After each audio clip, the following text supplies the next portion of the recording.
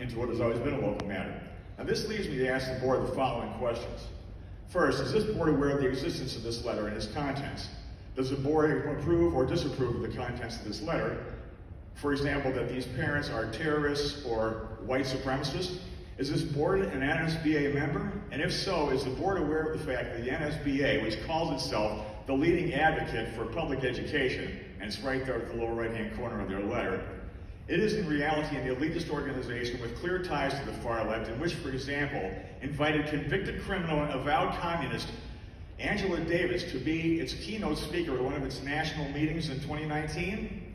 Now, given this fact, would this board be willing to cut its ties with this organization, if any? And if not, why will it not do so? Given the NSBA's letter of references to the teaching of critical race theory, and that this board has repeatedly assured the public that CRT is not being taught in the Grosse Pointe school system, what assurances do we have that this is so? For example, who provides the educational materials used in these schools? Does the public have access to this year's curriculum? If so, when and where? How can we obtain it? Okay. Now, I know my time is running short here. As someone who has published a book on history, I believe these are extremely important questions that need to be answered honestly, straightforward, and satisfactorily as soon as this board can provide them.